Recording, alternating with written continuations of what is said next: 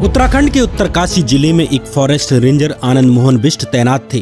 5 जून 1972 के दिन आनंद की पत्नी सावित्री देवी को एक बेटा होता है जिसका नाम रखा जाता है अजय।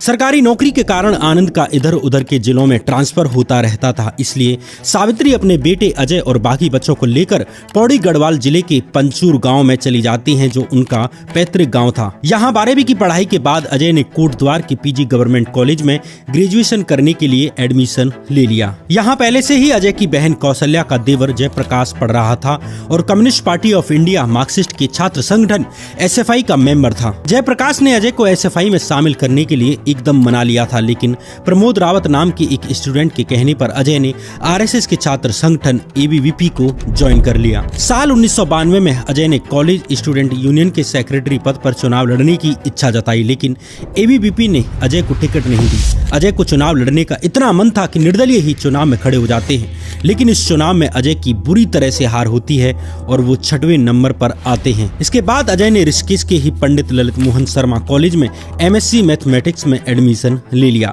MSc फर्स्ट ईयर के दौरान ही अजय का गोरखपुर की गोरखनाथ मठ के महंत अवैधनाथ से मिलना जुलना शुरू हो जाता है। महंत अवैधनाथ अजय के दूर के चाचा लगते थे और इस समय गोरखपुर से लोकसभा सांसद बन चुके थे। आपने अभी केरला में जहाँ कांग्रेस सरकार है, अभी वहाँ पर इतवार को छुट्टी होती थी, आपने शुक्रवार को छुट्टी कॉलेज खत्म होने के बाद 1993 में अजय नौकरी के लिए दिल्ली चला आता है। हालांकि अजय को नौकरी नहीं मिलती। इत्तेफाक से इन्हीं दिनों महंत अवैधनाथ भी इलाज के लिए एम्स दिल्ली में भर्ती थे। चूंकि अजय के पास कोई नौकरी नहीं थी, इसलिए वो महंत अवैधनाथ की देखभाल करने के काम में लग जाता है। इसी दौरान महंत अवैधनाथ ने अजय से गोरखनाथ मठ से जुड़ने के लिए कहा और अजय भी नवंबर 1993 में अपने घर वालों को बिना बताए ही गोरखपुर पहुंच जाता है।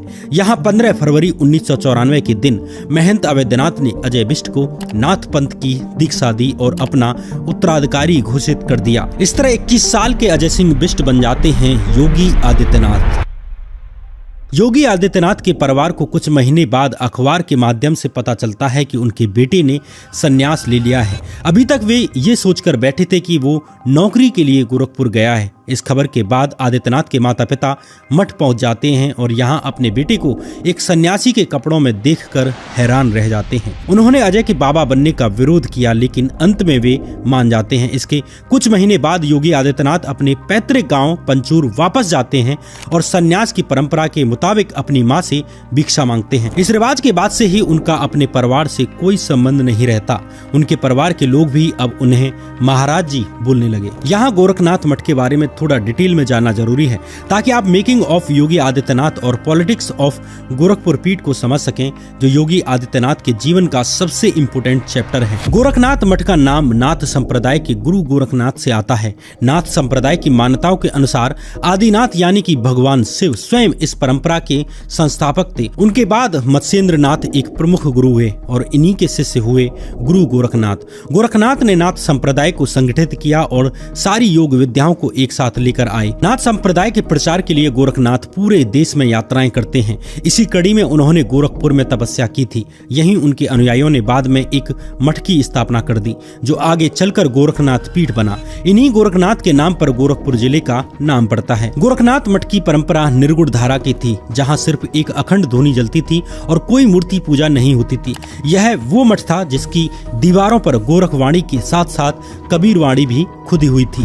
गोरखनाथ मठ एक सेकुलर मठ था, जहां पर हर जाति, धर्म और वर्ग के लोग आ जा सकते थे। नाथ संप्रदाय में दीक्षा लेने के बाद व्यक्ति केवल नाथ रह जाता था, उसकी पुरानी पहचान मिट जाती है। काला और भगवा चोला ओढ़े पूर्वांचल और बिहार की गली गली में घूमकर आटा मांगने वाले जोगी इसी मठ से जुड़े हुए थे। इनमें से एक बड़ी संख्या नाथी मुसलमानों की थी। पूर्वी उत्तर प्रदेश में आज भी मुस्लिम नाथ जोगियों के कई गांव हैं, जो गेरुआ वस्त्र पहनकर नाथ परंपरा के अनुसार भजन गाते हैं। गोरखनाथ के बाद उनके शिष्य वरदराज और उसके बाद रामचंद्र नाथ, बालकनाथ, संतोषनाथ, गंभीरनाथ जैसे संतों ने इस मठ को संभाला। लेकिन 1940 के दशक में इस मठ का हिंदूकरण शुरू हो जाता है। तो ये जो दिग्विजयनाथ साल 1937 में दिग्विजयनाथ गोरखनाथ मठ के मुख्य महंत बन जाते हैं। उदयपुर के रहने वाले दिग्विजयनाथ जाति से राजपूत थे और अनाथ थे। 8 साल की उम्र में ही इनकी मां की डेथ हो जाती है। इसके बाद इन्हें नाथ पंथ योगी फूलनाथ अपने साथ गोरखपुर ले आते हैं। इस तरह दिग्विजयनाथ गोरखपुर में ही बड़े होते हैं। दिग्विजयनाथ शुरू में कांग्रेस में हुआ करते थे और 1920 के मूवमेंट में गांधी के साथ अंग्रेजों के खिलाफ आंदोलनों में शामिल हुए, लेकिन आगे चलकर दिग्विजयनाथ का गांधी और कांग्रेस से मोहभंग हो जाता है।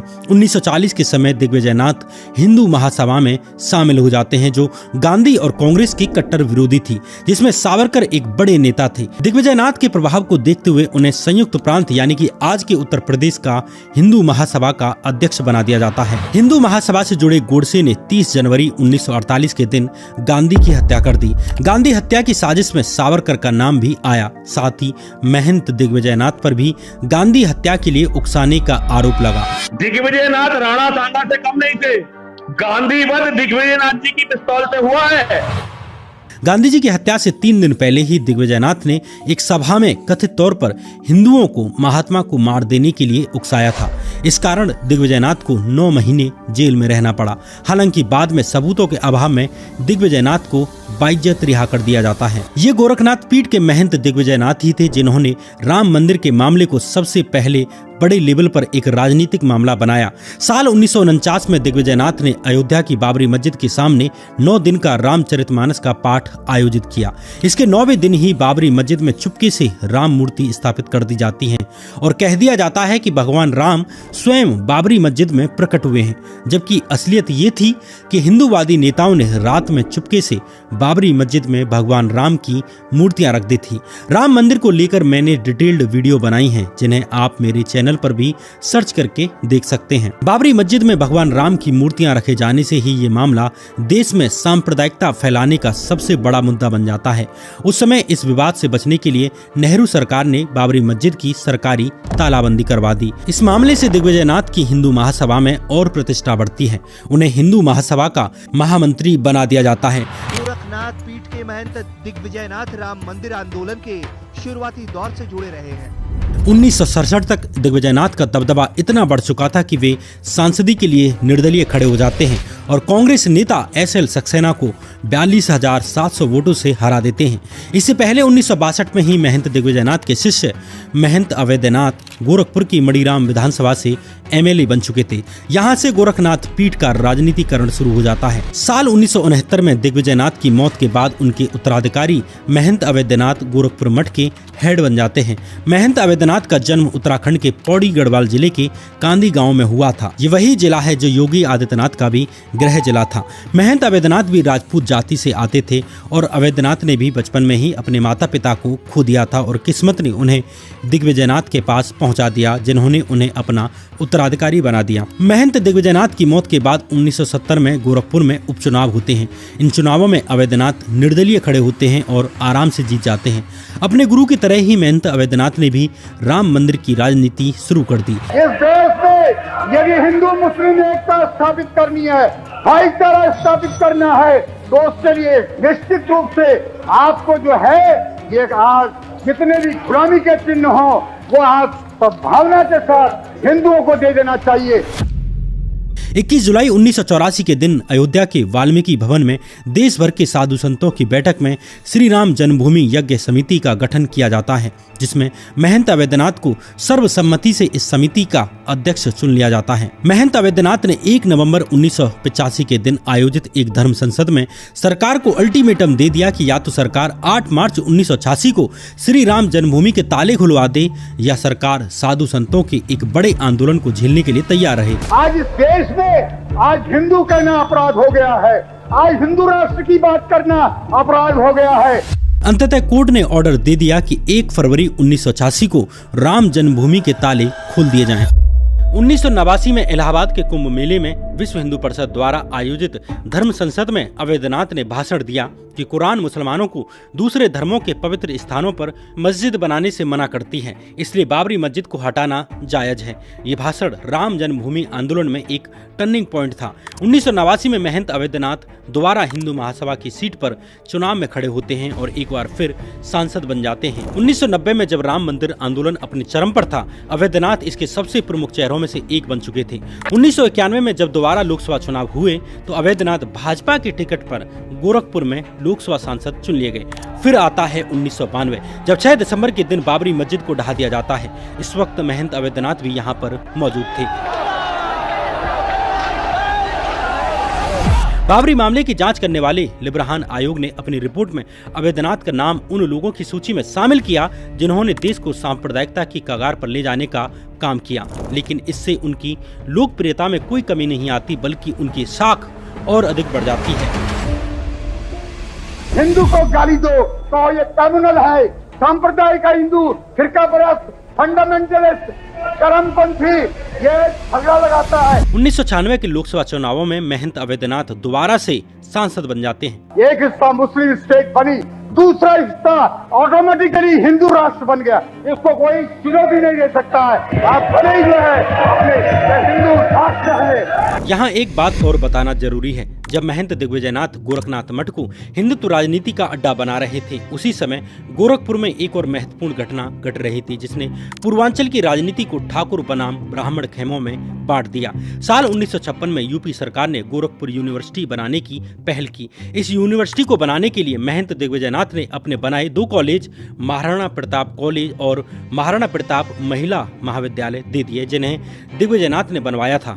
इसलिए गोरखपुर यूनिवर्सिटी की गवर्निंग बॉडी में महंत दिग्विजयनाथ को वाइस प्रेसिडेंट बना दिया जाता है। वहीं गोरखपुर के collector SNM Tripathi Gorakhpur university की गवर्निंग बॉडी के अध्यक्ष बना दिए जाते हैं। जहां दिग्विजयनाथ ठाकुर थे, वहीं SNM त्रिपाठी ब्राह्मण थे। दोनों चाहते थे कि यूनिवर्सिटी पर उनके लोगों का कंट्रोल रहे। ठाकुर गुट ठाकुरों को नौकरी देता तो ब्राह्मण गुट ब्राह्मणों को नौकरी देता। गोरखपुर यूनिवर्सिटी पर कंट्रोल का मतलब था यूपी के पूर्वांचल एरिया पर कंट्रोल करना, क्योंकि आने वाले छात्र नेताओं का जन्म इसी यूनिवर्सिटी से होना था। लेकिन कलेक्टर SNM त्रिपाठी दिग्विजयनाथ के आगे कमजोर पड़ रहे थे, इसलिए उन्होंने हरिशंकर तिवारी नाम के एक स्टूडेंट को सपोर्ट करना शुरू कर दिया।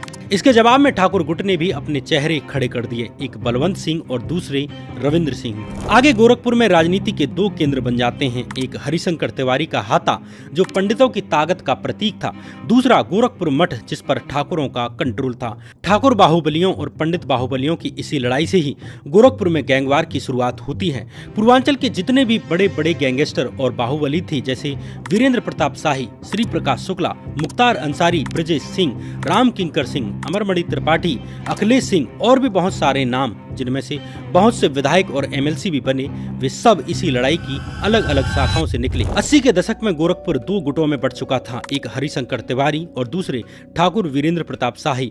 लेकिन साल 1997 में श्री प्रकाश शुक्ला नाम से एक नया माफिया उभरता है। श्री प्रकाश शुक्ला ने लखनऊ में सरेआम वीरेंद्र प्रताप शाही को AK-47 से भून दिया। वीरेंद्र प्रताप शाही की हत्या ठाकुर गुट के लिए एक बड़ा झटका थी। उनकी हत्या के बाद ठाकुरों को कोई बड़ा नाम चाहिए था। ठीक इसी समय गोरखपुर पीठ के महंत अवैधनाथ ने योगी आदित्यनाथ को अपना उत्तराधिकारी घोषित कर दिया था। महंत अवैधनाथ और योगी आदित्यनाथ के परिवार में रिश्तेदारी थी। अजय के पिता आनंद सिंह बिष्ट महंत अवैधनाथ के मामा के लड़के थे। 1996 की गर्मियों में गोरखनाथ मठ के महाराणा प्रताप इंटर कॉलेज के कुछ छात्रों का गोलघर बाजार में दुकानदारों से झगड़ा हो जाता है। छोटी सी बात पर शुरू हुआ ये झगड़ा जल्द ही बड़ा मामला बन जाता है, जिसके बाद पुलिस ने छात्रों का हॉस्टल तक पीछा किया। इस मामले में योगी आदित्यनाथ छात्रों की तरफ से समर्थन में उतर आते हैं और उनके सपोर्ट में हॉस्टल पहुंच जाते हैं। योगी की मौजूदगी से छात्रों में जोश आ जाता है और वे उनके पीछे इकट्ठा हो जाते हैं। अंत में पुलिस को पीछे हटना पड़ता है। इस घटना से गोरखपुर के छात्रों को योगी आदित्यनाथ में एक आदर्श नेता मिल चुका था। योगी के उदय ने ठाकुरों की लीडरशिप में आए शून्य को भी भरना शुरू कर दिया। साल 1996 में महंत अवैधनाथ ने योगी आदित्यनाथ को अपने प्रचार प्रबंधन का प्रभारी बना दिया। साल 1998 में देश में एक बार फिर से लोकसभा चुनाव होते हैं, लेकिन महंत अवैधनाथ ने अपनी उम्र को देखते हुए राजनीति से संन्यास ले लिया और अपनी राजनीतिक विरासत आदित्यनाथ को सौंप दी। इस तरह साल 1998 के लोकसभा चुनावों में महंत अवैधनाथ की जगह योगी आदित्यनाथ खड़े होते हैं, जिसमें योगी आदित्यनाथ की अच्छी खासी जीत होती है। इस चुनाव में जीत के साथ ही योगी आदित्यनाथ लोकसभा के सबसे कम उम्र के सांसद बन जाते हैं। इस वक्त योगी की उम्र मात्र 26 साल थी। अहम आदित्यनाथ लोकसभाया सदस्यत्वेन निर्वाचितः निश्चितेन परमेश्वरस्य नाम्नः सते।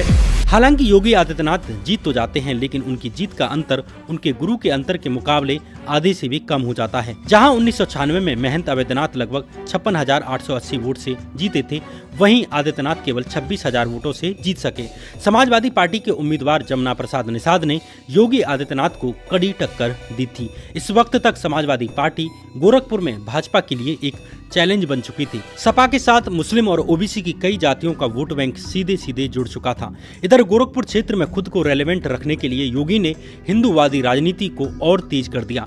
गोरखपुर में अब कोई भी छोटी मोटी बात होती तो आदित्यनाथ अपने लोगों के साथ मौके पर पहुंच जाते और प्रशासन को उनकी बात माननी पड़ती। देश के अंदर इस प्रकार की स्थितियां पैदा करिए क्योंकि हिंदुओं का संगठन कर सके, हिंदू समाज को एक सूत्र में जोड़ सके, आक्रामकता के साथ अपनी कार्रवाई को अंजाम दे सके। साल 1999 में पंचरुखिया में मुस्लिम समुदाय के लोगों ने कब्रिस्तान की जमीन का विस्तार करने के लिए एक पुराने पीपल के पेड़ को हटा दिया।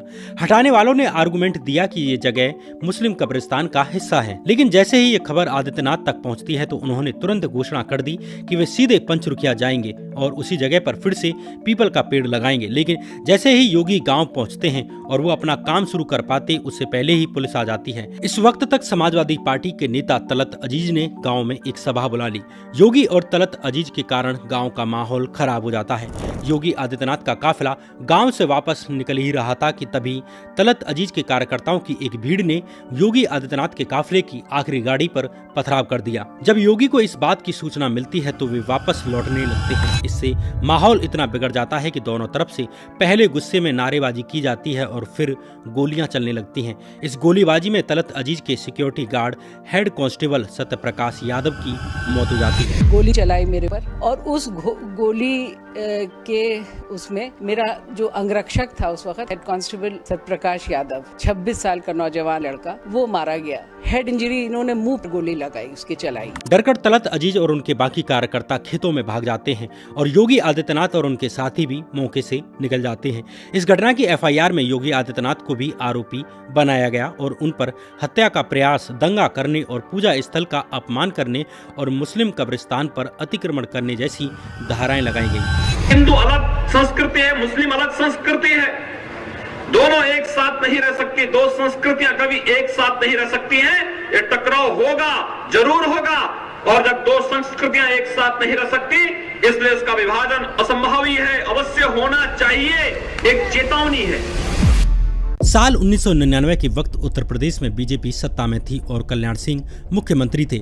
इस सरकार में उत्तर प्रदेश के गोरखपुर और पूर्वांचल के दबंग नेता भाला चपने से काम नहीं चलेगा, कुछ लोग भाला चलाने वाले भी होंगे। साल 1999 में एक बार फिर लोकसभा चुनाव होते हैं। सपा की तरफ से गोरखपुर में एक बार फिर से जमुना प्रसाद निषाद को खड़ा किया जाता है। जमुना प्रसाद निषाद ने योगी को कड़ी टक्कर दी। इस चुनाव में योगी केवल 7,339 वोटों से ही जीत सके।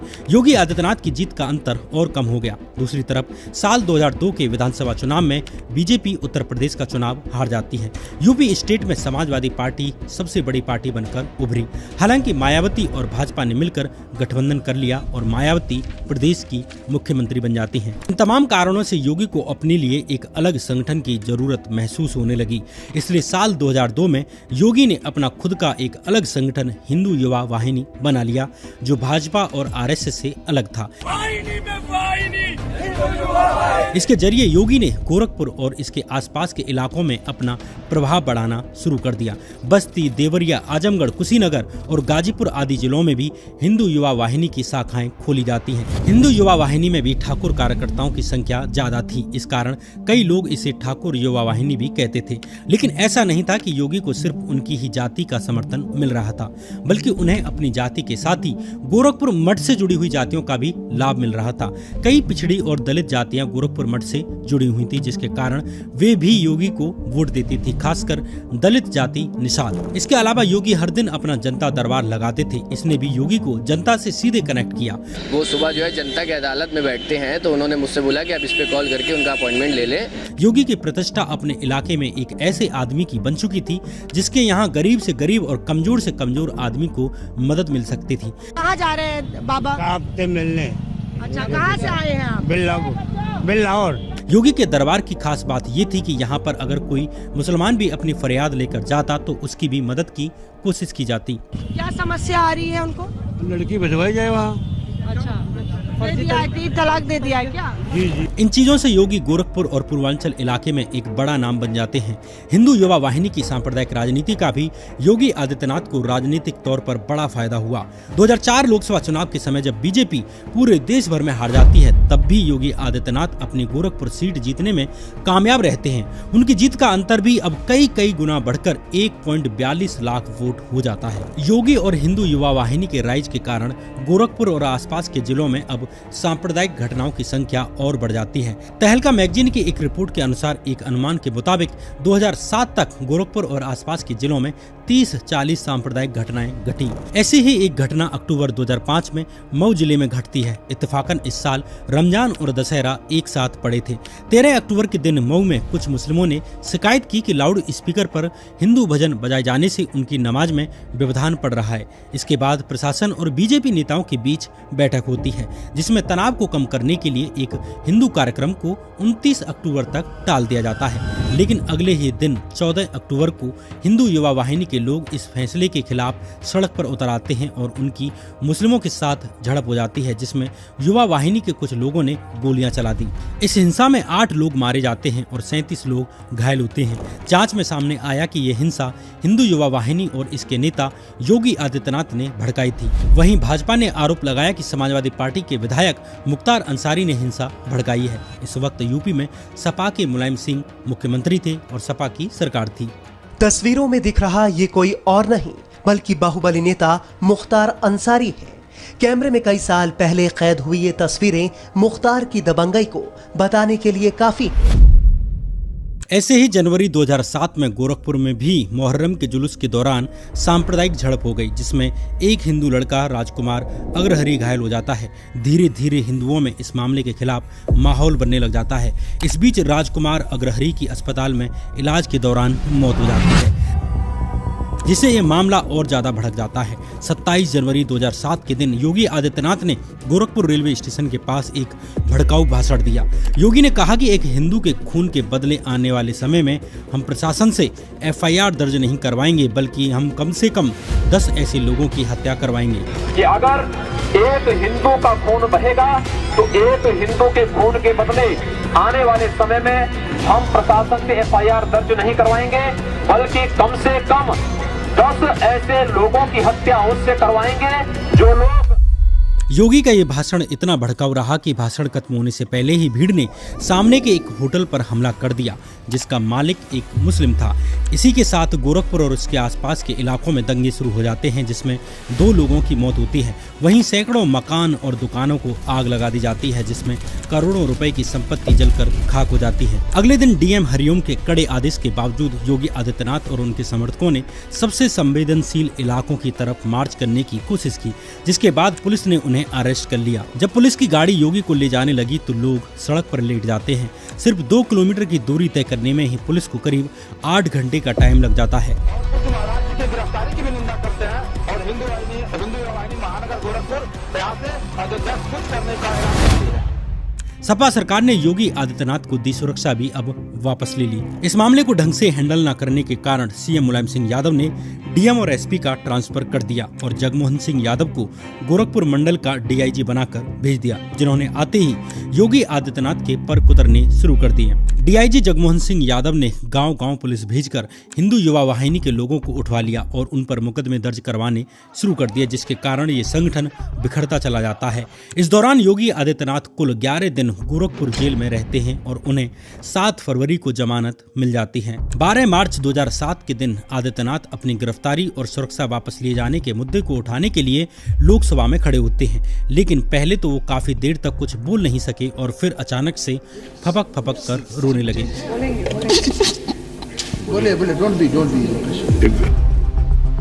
योगी ने लोकसभा स्पीकर सोमनाथ चटर्जी से कहा कि उनकी सुरक्षा वापस ले ली गई है और उनकी जान को खतरा है और यही हालात रहे तो उन्हें भी झारखंड मुक्ति मोर्चा के नेता सुनील महतो की तरह मार दिया जाएगा। मैंने अपने जीवन से संन्यास लिया है अपने समाज के लिए। मैंने अपने परिवार को छोड़ा है, मैंने अपने माँ बाप को छोड़ा है, लेकिन आज मुझे अपराधी बनाया जा रहा है महोदय। कई बार तो कोई मामला काफी छोटा या गली मोहल्ले के लेवल का होता, तब भी हिंदू युवा वाहिनी के लोग और योगी आदित्यनाथ की एंट्री से ऐसे मामले बड़े मुद्दे बन जाते हैं।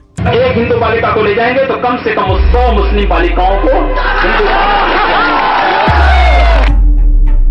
इससे योगी आदित्यनाथ को आम हिंदुओं में अक्रॉस द कास्ट सपोर्ट मिलने लग जाता है। माना यह भी जाता है कि योगी की हिंदू युवा वाहिनी को आरएसएस कोई खास पसंद नहीं करता था, क्योंकि आरएसएस सिर्फ खुद को ही हिंदुओं के रिप्रेजेंटेटिव संगठन की तरह देखती है और ऐसे किसी दूसरे संगठन को पनपने नहीं देना चाहती जिस पर उसका कंट्रोल ना हो।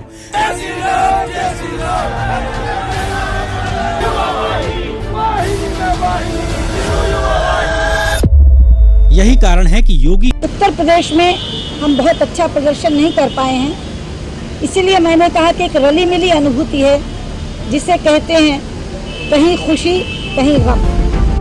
अब योगी आदित्यनाथ बीजेपी के कार्यक्रमों में आने जाने लगते हैं और पार्टी भी उन्हें आगे बढ़ाना शुरू कर देती है। इधर नेशनल लेवल फ्रंट पर आडवाणी की जगह अब नरेंद्र मोदी का उदय हो रहा था और देश भर में बीजेपी का भी माहौल बनने लगा था। मैंने प्रधानमंत्री से आग्रह किया था कि आप नेशनल सिक्योरिटी काउंसिल की मीटिंग बुलाइए, मुख्यमंत्रियों को इस विषय में डिबेट कीजिए, चर्चा कीजिए।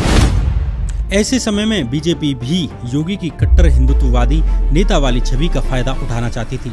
योगी राजनाथ और मोदी जैसे बड़े नेताओं की तरह उन चुनिंदा नेताओं में से एक थे जिन्होंने बाकी उम्मीदवारों के लिए भी प्रचार किया।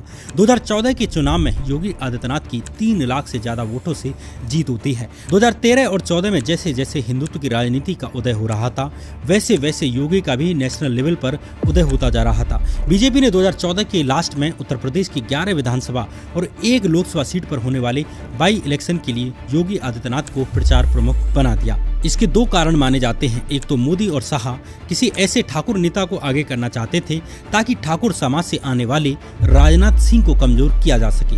दूसरा, बीजेपी अपने वोटरों को ये भी संदेश देना चाहती थी कि सत्ता में आने के बाद भी उसने हिंदुत्व की राजनीति करना नहीं छोड़ा है।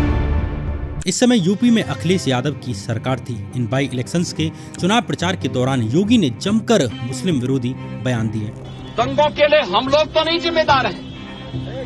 2.5 वर्ष में 450 से अधिक दंगे और दंगों के पीछे जो कारण है इस सरकार के सांप्रदायिक एजेंडे को प्रदर्शित करता है। इधर सितंबर 2014 में योगी आदित्यनाथ के गुरु महंत अवैधनाथ का निधन हो जाता है, जिसके बाद योगी आदित्यनाथ गोरखनाथ मठ के मुख्य महंत बन जाते हैं। योगी के हिंदू मुस्लिम को लड़ाने वाले बयानों की संख्या कम नहीं हो रही थी, उल्टा बढ़ती जा रही थी। फरवरी 2015 में विश्व हिंदू परिषद के विराट हिंदू सम्मेलन में बोलते हुए योगी ने कहा कि अगर उन्हें मौका मिले तो वो हर मस्जिद में गौरी गणेश की प्रतिमा लगवा देंगे। लेकिन जब काशी विश्वनाथ जी के दर्शन करने जाते हैं तो ज्ञान बापी हम सबको चिढ़ाती है, हम सबको चिढ़ाती है। क्या दुनिया के अंदर कहीं हुआ है कि कहीं पर किसी मस्जिद के अंदर नंदी और गौरी गणेश विराजमान हो? अगर ये हो तो भारत के अंदर सभी मस्जिदों में हमें अनुमति दीजिए, हम हर जगह गौरी गणेश और नंदी को विराजमान करवा देंगे। इसी तरह जुलाई 2016 में योगी ने कहा कि मदर टेरेसा ने भारत का ईसाईकरण करने की साजिश की थी। उन्होंने आरोप लगाया कि ईसाइयों ने भारत में खतरनाक स्थिति पैदा कर दी है। ईसाई बनकर के आ जाता है तो उसको आप फादर और मदर कह करके, कभी वो मदर टेरेसा के नाम पर भारत का ईसाईकरण करने की साजिश करती है और कभी फादर के नाम पर जगह जगह हिंदुओं को दफनाने की साजिश का हिस्सा बनता है। इन बयानों से योगी आदित्यनाथ की लोकप्रियता दिन प्रतिदिन बढ़ती जा रही थी। 2017 में यूपी में विधानसभा चुनाव भी आने वाले थे। अब हिंदू युवा वाहिनी ने बीजेपी पर दबाव बनाने के लिए अभियान चलाया कि भाजपा योगी आदित्यनाथ को अपना मुख्यमंत्री उम्मीदवार घोषित करे। हालांकि ऐसा नहीं किया जाता है। बीजेपी बिना मुख्यमंत्री के चेहरे के ही चुनाव में उतर जाती है और प्रधानमंत्री नरेंद्र मोदी के नाम पर ही वोट मांगे जाते हैं। जब रिजल्ट आए तो भाजपा को पूर्ण बहुमत मिल जाता है और सपा सत्ता से बाहर हो जाती है। उत्तर प्रदेश और उत्तराखंड में भारतीय जनता पार्टी को लगभग 3/4 बहुमत, अप्रत्याशित बहुमत मिला है। भाजपा समर्थकों में योगी को सीएम बनाए जाने की चौतरफा मांग उठने लगती है, लेकिन भाजपा ने कुछ भी क्लियर नहीं किया। शुरुआत में भाजपा के मनोज सिन्हा मुख्यमंत्री की रेस में सबसे आगे थे। कहा जाता है कि उनका नाम फाइनल होने जा रहा था और उन्हें शपथ के लिए लखनऊ भेजा जा रहा था। वे वाराणसी के काशी विश्वनाथ मंदिर में दर्शन के लिए भी गए थे, जिसे शपथ से पहले भगवान का आशीर्वाद लेने के तौर पर देखा जा रहा था। न्यूज चैनलों पर मनोज सिन्हा का नाम चलने लगा था, लेकिन तभी यूपी बीजेपी के अध्यक्ष केशव प्रसाद मौर्य नाराज हो जाते हैं, जो खुद मुख्यमंत्री बनने का सपना देख रहे थे। केशव प्रसाद मौर्य ने अमित शाह के सामने अपना विरोध जताया और कहा कि विधायक दल की बैठक में गड़बड़ हो सकती है। इसके बाद मौर्य ने योगी आदित्यनाथ के साथ हाथ मिलाया, जो खुद मुख्यमंत्री के लिए कंसीडर न किए जाने से नाराज चल रहे थे। योगी आदित्यनाथ ने आरएसएस से संपर्क किया, जिसने उनकी उम्मीदवारी का समर्थन किया। इस दबाव के बीच अमित शाह का भी मन बदल जाता है और उन्हें लगा कि योगी आदित्यनाथ ही मुख्यमंत्री पद के लिए सही हैं, क्योंकि वो 2019 लोकसभा चुनाव तक हिंदुत्व के मुद्दे को बनाकर रखेंगे। 17 मार्च की शाम 6:45 पर अमित शाह ने योगी आदित्यनाथ को एक सीक्रेट कॉल की और उनसे दिल्ली आने के लिए कहा। योगी आदित्यनाथ अगली सुबह ही दिल्ली पहुंच जाते हैं। यहाँ उन्हें बताया गया कि उन्हें लखनऊ जाकर मुख्यमंत्री बनना है। इस तरह योगी आदित्यनाथ देश के सबसे बड़े राज्य यूपी के मुख्यमंत्री बन जाते हैं। मैं आदित्यनाथ योगी ईश्वर की शपथ लेता हूं कि मुख्यमंत्री बनने के बाद भी योगी आदित्यनाथ के भाषणों में बार बार औरंगजेब, अकबर, मुगल, मुसलमान, लव जिहाद जैसे मुद्दे ही रहे, जिनसे का बहुत बहुत धन्यवाद।